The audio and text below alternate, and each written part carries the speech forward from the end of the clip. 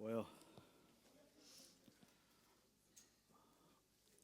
I'm sure praying every other church in the area is feeling some worship like we do, and very grateful for the Lord to bless us with such a heart of worship in this room. A lot of gratitude. You know, it's hard not to get excited when He's done so much. You know, and anyway, He's just faithful, man. Well, excited to be here today.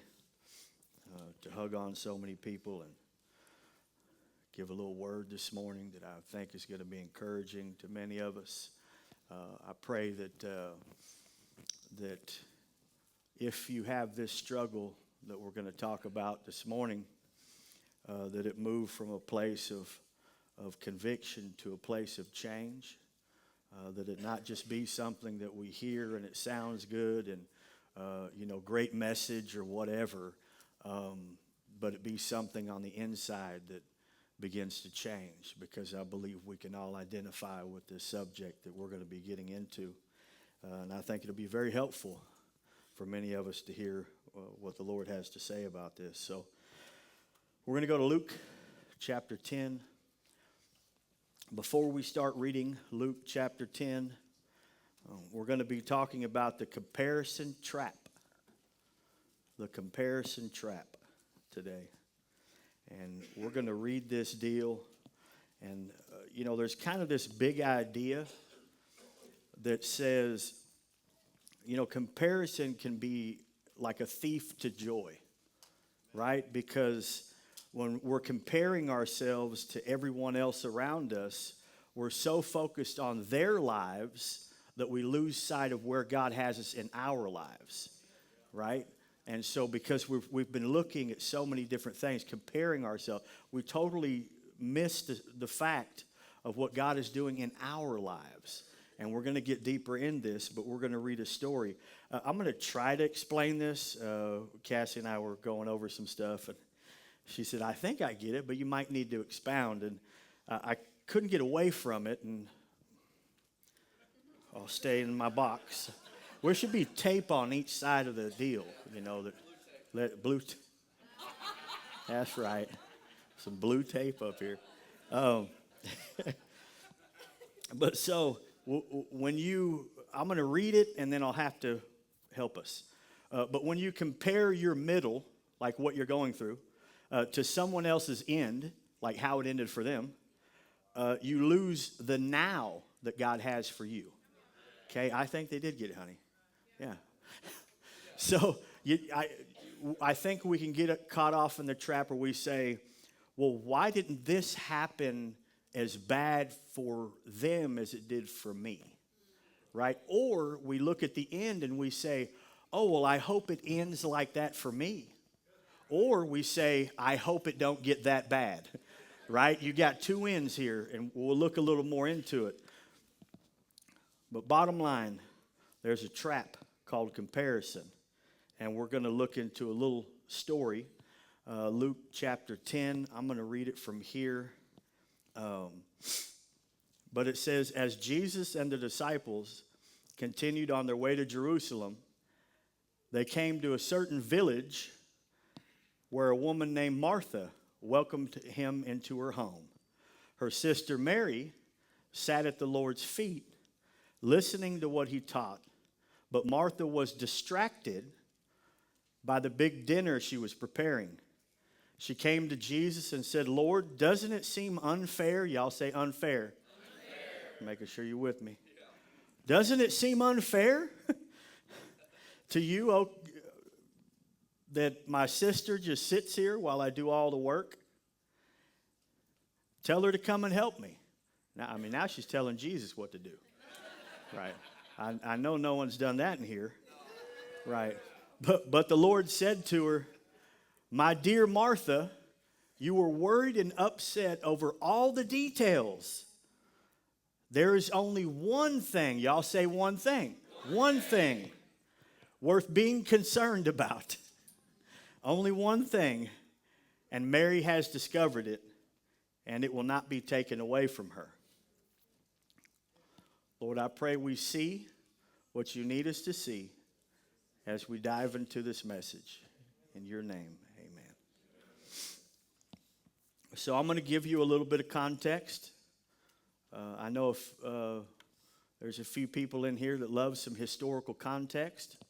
And so we're going to look into a couple of things. I think what we want to see is there's a little tension between the two sisters.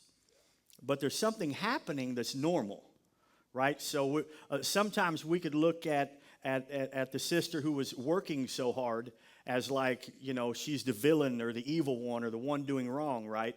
But really she was doing everything she was supposed to do according to the culture. Just let me read a couple of things and we'll break loose here. But in ancient Near Eastern culture, hospitality was not just a nice gesture, it was a sacred duty. So to them, hospitality is what you did, and you would bring shame on your entire household if you were not hospitable, right? This wasn't something nice to do. This was something you did to keep the family name, to do what was right for culture. And if you go further, there's you think about gender spaces. So let me get this for a minute. So the home was really divided too. So the most of the time, the women would be in a more private setting. The kitchen and inner bedroom, right? They wouldn't be in the public open part of the house, right? This is kind of a big deal. Because you got one in the kitchen and one in the living room with Jesus, right? You're like, what is going on here? And she's super mad about this. She's like, I'm working my tail off over here to serve this man, and you're just sitting there, right? And let's get the next one.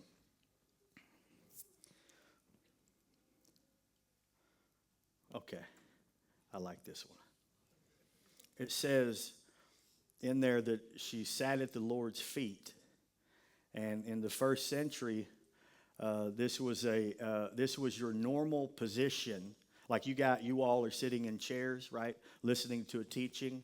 It would be customary in their culture that the moment a rabbi, right, a good teacher, right, a teacher would sit down or to speak, you would come and sit at their feet. It was but not for women. So let me finish this deal. But it says by sitting there, she was sitting in a place usually strictly reserved for men. And I love this part because when Jesus allows her to continue to do what she's doing, he's not just telling Martha, hey, relax, but he's also validating a woman's right to be a disciple in their culture. And he's prioritizing spiritual formation over social expectation. So he's messing up the whole deal for him. So understand why she would be so confused. But again, Jesus brings her right back to the place where I'm the one thing you need to be worried about. And I want you to look at the picture. I don't have this down, and I don't want to lose where I'm going here, but I feel like the Lord is saying something here. How far can I go? A couple steps? I feel like we should see the picture of her going and sitting at the feet of Jesus. And you got the sister worried about all the details. And he's saying, no. Worry about the one thing, me. And I want you to think about when you're listening to somebody, like running up and sitting at their feet. You know, you're like in a position where you're real vulnerable. And you're just like, you're sitting there looking up like, I can't wait to hear what you have to say. My undivided attention is all to you. And whatever you say, I'm just here to receive from you. And I love that she's sitting at his feet. It's a beautiful picture. We'll get to that again in a minute. But it's hard to miss the picture of her adoration towards Jesus and not worried about everything else. And we'll get into that in just a second. Okay. Y'all ready for this one? Yeah. It's behind the scenes and the highlight reel. Okay? So let me give you this. And I know I don't like talking about certain things, but we're just going to compare social media, okay? So in social media, the behind the scenes that you wake up and you wake up with messy hair. You got a giant to-do list. Nothing went wrong through the week. Your bills are piling up, and you still didn't do the laundry. That's the behind the scenes. But the highlight reel is when you pick up your phone and you see somebody else's curated version of their lives. And you got this, right? You got the child, they only post a kid with good grades anyway. But, they got the all A's, they're like my straight A student, and we're excited, and they got this sparkling kitchen. They're like, look at my masterpiece of a kitchen, right? And they're beautiful family. They do the pose, and you're like, man, my family don't look like that, right? You're like, gosh, what kind of life do they live? Right? We just like immediately we see their highlight reel, but we don't ever try to understand what may be going on behind the scenes. And just like we all can post some great stuff, right, about our lives or what God is doing, right? There's nothing wrong with that. Post your straight A student. I think that's cool. But at the same time, we can get caught in this trap of comparison and be so focused on everyone else's life based off their highlight reel. Like just because they look like the greatest marriage ever, and they may be, but you have no clue what they went through to get there. You don't know all the ups and downs and the hard places, the milestones, the years of fighting and right? Like we missed that part. It's not, you don't show.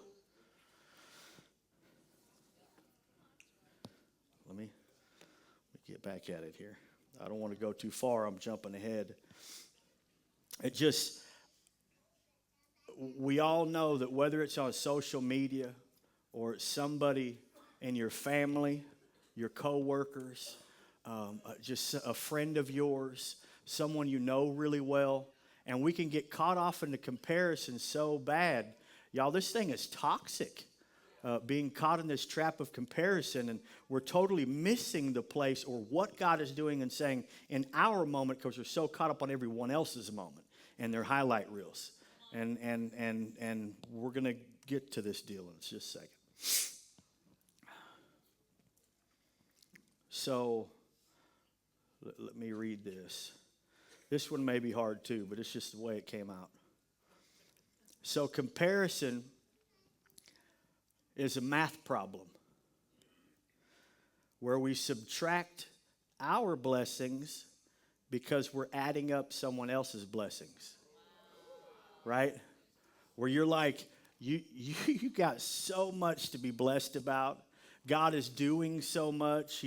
You're growing in Him, right? He's showing you things. We all have things in our life we can look around and say, man, I'm blessed for this, blessed for this, blessed for that. That's why we were worshiping a minute ago. We were like, dude, we serve a living God who blesses us and loves us, right, and cares for us.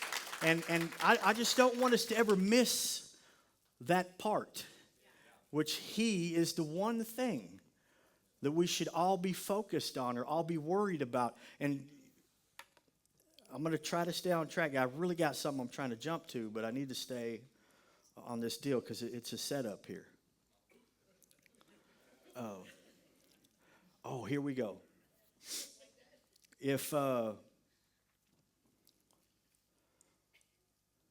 So the Greek word that was used for Martha's state in that passage, which I will butcher this, but it's parasipato, which literally means to be pulled or dragged in different directions.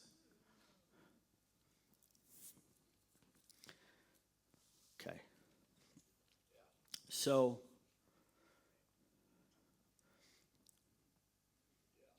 when you're sitting at the feet of the one thing that should have all our attention, then you desire everything the one thing has for you, right? See, I don't want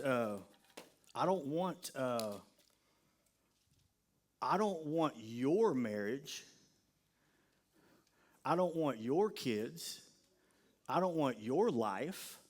I want the one God gave me, right? And the only way I know that I'm going to grow in what He's given me is to be sitting at His feet, fully distracted by Him and not everybody else's life around me. I totally miss the blessing of God. It's like I'm blinded and can't even see how blessed I am because I'm so focused on everyone else, right? We're on this directional, this horizontal deal going on. We should be having a vertical perspective where it's us and Him and what He's doing in our lives, but we so much have this horizontal view where we're just always focused on someone else's stuff, and it doesn't even, listen, the more that you compare yourself to your neighbor, God's not going to bless you being caught in a trap of comparison. Like and we can't compare ourselves enough that He does bless us, right? And when you look at comparison, I say that if let me do this. Okay. Let's see. Okay, so if Matt Shelley gave me a pair of shoes and said, Pastor, I just want to bless you with these pair of shoes. And he knew what kind of shoes I liked. He got me the ones. And the next day, I look over and I see someone else's shoes. And I like them a little better than mine. How do you think Matt would feel if I told him every day that I just wish I had a different pair of shoes? I would be like, yo, the creator of the universe is blessing you. It's almost like,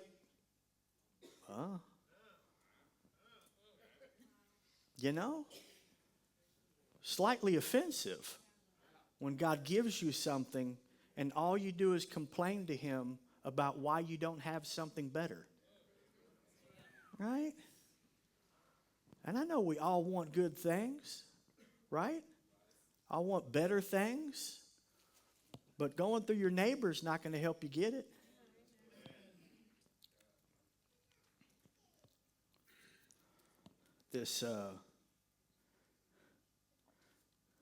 Did we miss a verse? No, we got them all. Look at this. I was looking at when we go, here it is, comparison. And it goes both ways. I kind of gave you the side where we're looking up. And it reminded me of like this little seesaw. Everybody know what a seesaw is? Yeah. If you were born anywhere after, yeah. A seesaw is a thing with a little triangle and a long plank, and it goes like this, right? And when you're on the seesaw, most of the time you want to go higher than the other person on the seesaw. But like comparison does this. It folds us over. We got, you either have some superiority and pride because you're up on the seesaw above everyone else,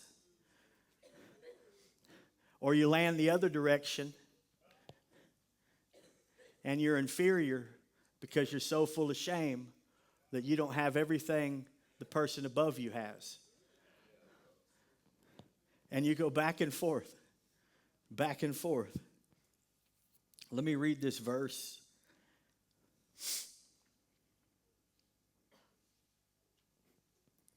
Romans 12 says, because of the privilege and authority God has given me, I give each of you this warning. Don't think you are better than you really are. Be honest in your evaluation of yourselves, measuring yourselves by the faith God has given you. Measuring ourselves by the faith that God has given us. Oh, here's another Facebook one. You know, where you read the Facebook deals, you're like scrolling through and Sister so-and-so is always posting a scripture or saying something about the Lord, and you're sitting there comparing yourself to you. You're going, man, I wish I was that holy. Right? That comparison deal's bad. Wish I had that kind of money. I wish I was that skinny. Wish I had a truck that big. Look, they go to church every day. You know? Who cares? It's all about you and him. You'd fall in love with him like that, sitting at his feet every day. It won't matter who's driving what or who's got what family. You'll be rejoicing with them when you see them get that new truck.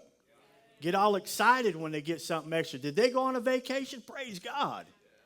I'm rejoicing with you, man. Did you get a bunch of money? I'm excited for you, right? Like God's blessing you. Man, the only way you can get to where you can rejoice with others when God blesses them is when you have been sitting at the feet of Jesus. It don't make you jealous. You don't desire to have everything they have. You're so content in him and him alone that everything else is just secondary. That's awesome you got all that stuff. That's how good God is.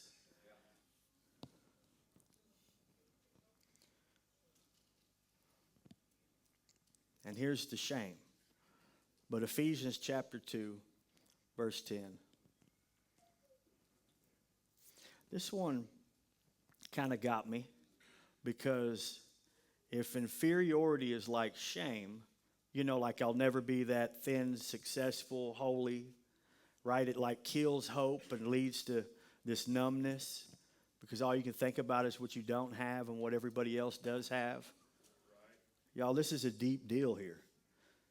Seems kind of surface level, but it's pretty deep. But when you're looking at this, it says, for we are God's masterpiece. He has created us anew in Christ Jesus so we can do the good things he planned for us long ago. When I think about this, I think about the fact that if you are in here following God, right? I mean, to the best of your ability, right? I mean, we're not all just, growing in the Lord, right? We got ups and downs and trials and tribulations and attacks and everything you could imagine going on in our lives. So don't miss the fact that, man, I know the road is bumpy, if you will, and I know it can be tough at times. But man, if you are seeking the Lord, growing your relationship with him, it's to a place where you can look and see so much value in what he's created. Not pride, but value in the person he's created, right? How many times do we compare ourselves to each other in the way they look? Right? We look down on one guy or girl because they don't look as good as we do, and then we look up to the ones that look better to us, and we idolize one and then look down on the other. Guys, but man, when you realize that you were his masterpiece, you can see the value within yourself. And it doesn't matter what anybody else looks like around you. They're still God's children. They're still the ones he created as well. He has a plan for them just as well as he has a plan for you. They're his masterpiece just like you are his masterpiece. This kills unity, y'all. When we get caught in that comparison trap, it kills unity. The one thing Jesus has a great desire is to see his people unified, his family unified.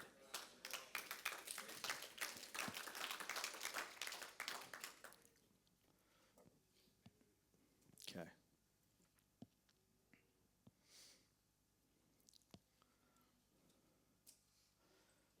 Proverbs 4:23.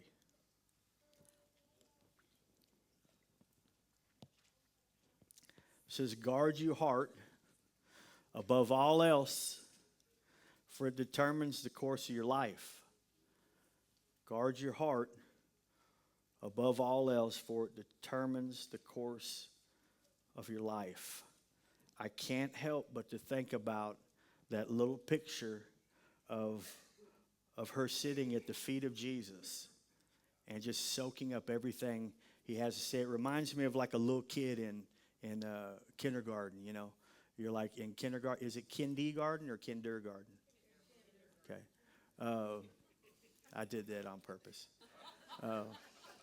But you know, when you're like a little kid and she's got all the little ducklings in front of her, you know, you're drinking your chocolate milk, eating your one cookie in the morning, and she's just sitting there, she's teaching them, right? But you got this picture of all these little kids like, what do you got for me today? You know? And then you look like, dude, when you get your focus on the one thing, you just, like when you wake up in the morning, you scroll through Facebook or you see your neighbor pull out his big old truck with the extra long boat. All you can think about is how good he's been to you, what he has for you today, right? Like, dude, nice truck, bro, but I got him. I'm so good right now. I'm great, right?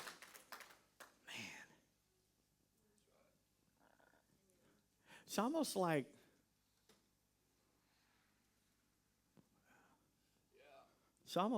you know, like you get married, and every time you see somebody else that is halfway attractive as your wife, halfway, and all you can think about is, I wonder how it would have been if I married them.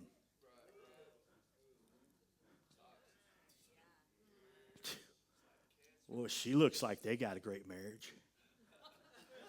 Well, how about you work on yours?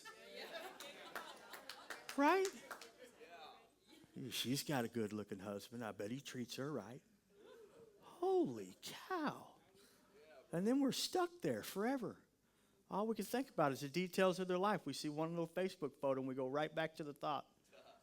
And we live there for a second. God's like, dude, I'm in the middle of something right now. If you'd look up at me and quit staring at everyone else. I'm right here. And listen, all the things that you want and desire, what is that? Psalms 37:4, something, delight yourself in the Lord and he will give you the desires of your heart. Man, when you just delight in him, like get lost in him and just let him be your one thing, everything he gives you is so special, right? You get it and you're like, oh man, yeah, it don't look like my neighbors, but God gave me this. Like, he gave me a gift, dude. I'm excited about it. Thank you. And I'm going to treasure the things that God gives me. I'm going to appreciate them, right? So I'm focused on him, knowing that he gives good gifts to his children, y'all. And so what you have is exactly what you're supposed to have. Listen, if you're supposed to have something else, pray, delight yourself in him, and you'll wake up one day and it'll be right there in your life. It'll be like a dropped out of the sky.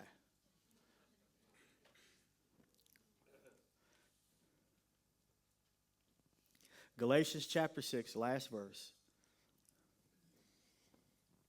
I don't know why she got away with that, and I didn't get away with it. I serve harder than anyone else anyway. I'm the hardest working dude on the job, man. Everyone else, they don't do nothing. Look at her over there doing nothing all the time. You thinking about that all day. Mad all day. Eating lunch, telling your coworker about it all day. We could be eating lunch talking about the one we were sitting in front of all day, right? That's a bigger blessing than it is in comparison and gossip. I heard a pastor the other day, he said, I don't know. Anyway, y'all can throw something at me about this or not, but he said, yeah, all of a sudden she was mad about her pastor cussing, and she was over there gossiping about her pastor. And I said, girl, I think gossiping may be worse than cussing. I said, anyway, I'm not saying what's worse. I just was like, what did he just say? You don't normally hear that, but it was like, I guess one is a foul word and the other one tears people apart. So there was a little bit of truth in there. I mean, he could have been right. I mean, think about the gossip that would die down. Are we cool just being natural here? Think about like the gossip part, right? Right? You would gossip so much less if you weren't comparing yourselves to everyone else. All right? You would say a lot less about Becky and right? A lot less about, you know what I mean? You'd say a lot less about people if you weren't comparing yourselves all day long, right? Oh, man, save on a lot of gossip. She don't even know you're mad because she got great hair. Isn't that funny? Every time she sees you in church, she's like, well.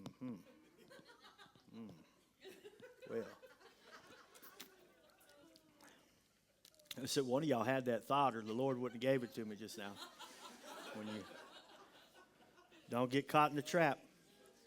Don't get caught in the trap, man. Okay. Yes. Flee. So Galatians 6, 4, and 5, we're going to wrap this up. It says, it's in your Bible.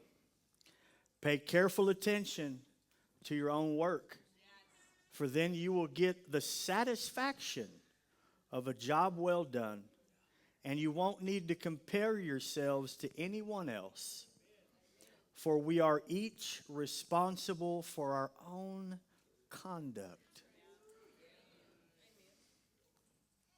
He literally just said, mind your business. Pretty sure that's what he just said. In the Passion Translation, it probably says, mind your business. Mind your... So, I guess I'm just here to say this. Put down the measuring stick and stop looking at everybody's kitchen. Put down the measuring stick and stop looking at everybody's kitchen. Y'all know the kitchen. You see the kitchen, you're like, oh, where'd he get that money at? He don't got a job. He don't got a job like that. You're like, clean your own kitchen. And stay at the feet of Jesus. Maybe one day he'll give you a kitchen that looks like that. And if he don't, it's still okay, because you got him. Would y'all stand up with me?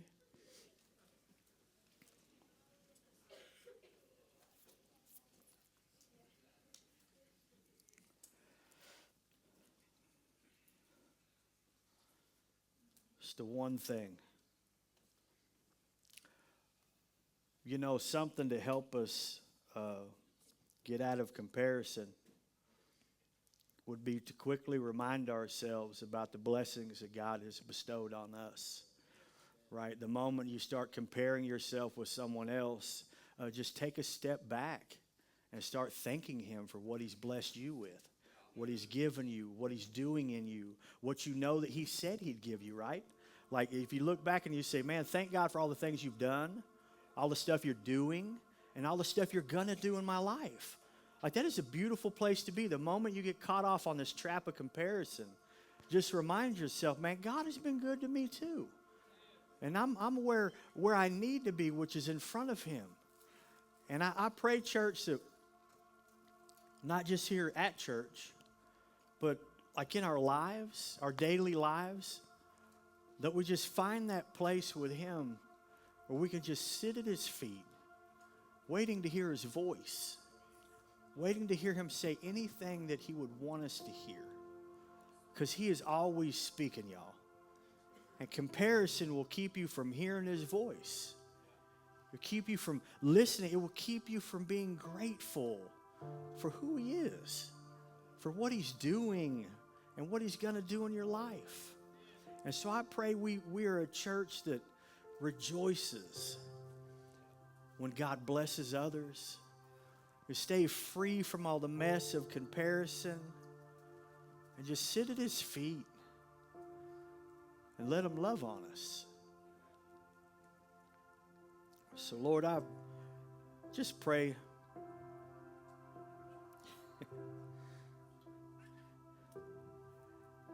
you let us all see the importance of being at your feet.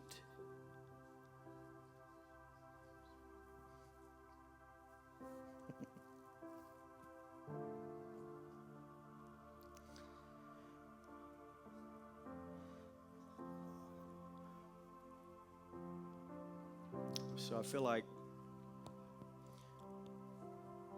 we sang the trap of comparison has brought a lot of insecurities into your life. And so whoever that's for, I just felt like these showed me this empty thing. We're so busy comparing ourselves that we built some deep insecurities. And so I pray that believe he's going to move on that. So if that's you, I pray you come up and get some prayer. Because he doesn't want you to be insecure. He wants you to be whole. It feels so good to be whole. And so we're going to pray and worship. And if that's you, come up front and just give it to him. Let him help you in that. So let's worship.